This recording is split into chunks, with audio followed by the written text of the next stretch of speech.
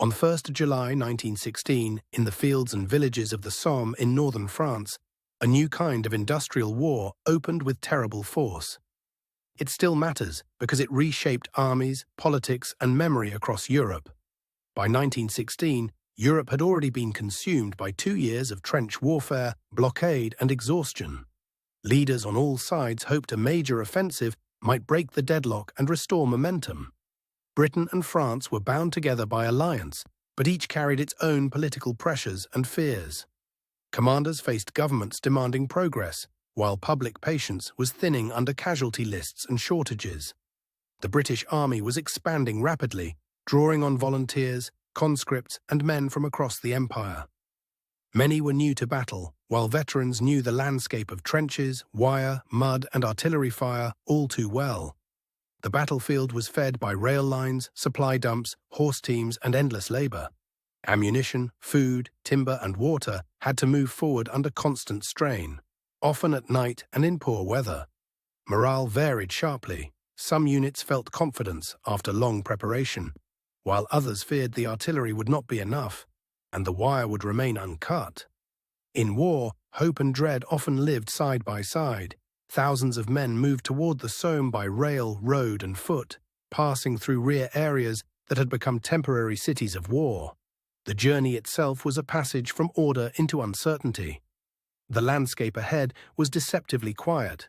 Rolling chalk ground, shallow valleys, shattered hedges, and villages already scarred by earlier fighting.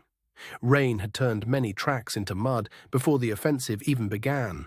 Weather mattered as much as strategy. Low cloud, rain, and smoke could hide movement, but they also slowed guns, clogged roads, and made every trench and shell hole harder to cross. The Allied plan depended on a massive artillery bombardment to cut wire, destroy trenches, and suppress defenders. Planners hoped infantry could then advance across ground already broken by shells. German defences were built in depth, with shelters, strongpoints, and reserve positions behind the front line. That meant the first trench was only part of the problem, not the whole defence. At dawn on 1st July, the bombardment lifted and infantry began to move forward. Across a broad front, men climbed out of trenches into smoke, dust, and uncertainty. In some sectors, wire remained tangled and machine gun fire was still active. In others, units advanced farther than expected, showing how uneven the battlefield could be from 1 mile to the next. The opening day became a shock for many British units, especially where artillery preparation had failed to silence defences. Yet the fighting was not uniform, and local gains and losses varied widely. The pressure point came where attackers had to cross exposed ground under observation. Once momentum slowed, every yard became costly, and commanders struggled to understand the scale of the resistance. Communication was fragile. Runners, cables, and signal flares could fail in minutes, leaving headquarters with delayed reports and imperfect maps of a battle still unfolding in dust and noise. Artillery remained central after the opening assault. Guns continued to pound suspected positions, but the battlefield was so large that firepower alone could not guarantee a clean breakthrough. On the ground, small advances often depended on local improvisation rather than grand plans. Junior officers, non-commissioned leaders, and exhausted infantry kept adjusting to conditions no staff map could fully predict. The battlefield became a contest of endurance. Whoever could replace losses, move ammunition, and keep units fed and oriented had the better chance of holding a line or pushing it forward. By early July, the battle had already shown that a short war was a fantasy. The Somme became a grinding struggle of attrition, where time, shells, and reserves mattered as much as courage. French forces fought alongside the British, pressing their own objectives and sharing the burden of a coalition campaign. Their experience added another layer of planning, coordination, and strain. German commanders shifted reserves to threatened sectors and used depth to absorb blows. That flexibility helped prevent a rapid collapse, even when forward positions were battered and temporarily overrun.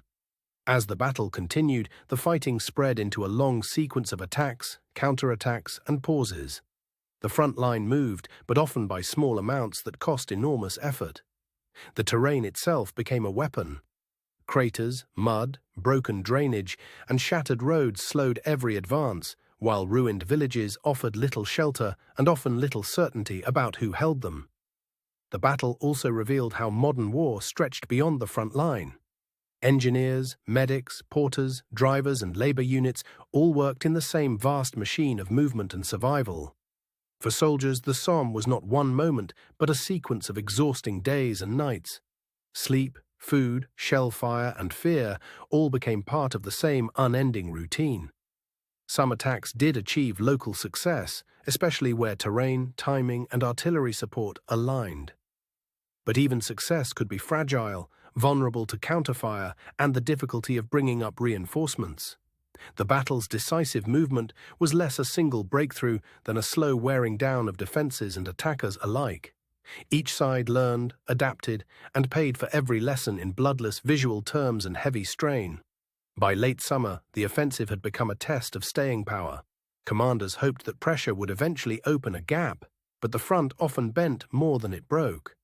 The cost was staggering, though exact totals remain debated because records differ and counting methods vary. What is certain is that the battle left a deep scar on armies and societies alike. Families at home followed the fighting through censored reports and fragmentary news. For many, the Somme became a symbol of sacrifice, endurance, and the distance between expectation and reality. In the years that followed, armies studied the Somme closely. It influenced tactics, training, artillery coordination, and the growing understanding that industrial war demanded new methods. The battle also changed public memory. In Britain especially, it became a shorthand for loss, while in France and Germany, it remained part of a broader story of survival, defense, and attrition. Historians still debate how much the opening bombardment could realistically have achieved. Some emphasize technical limits, while others focus on planning choices, intelligence failures, and the scale of the defensive system. They also qualify simple stories of failure or futility. The Somme did not produce a dramatic instant victory, but it did alter the strategic balance and the learning curve of the war. Today, the Somme is quiet in a very different way. Fields, memorial landscapes, and preserved traces of trenches invite visitors to reflect on scale, endurance, and the human cost of modern war.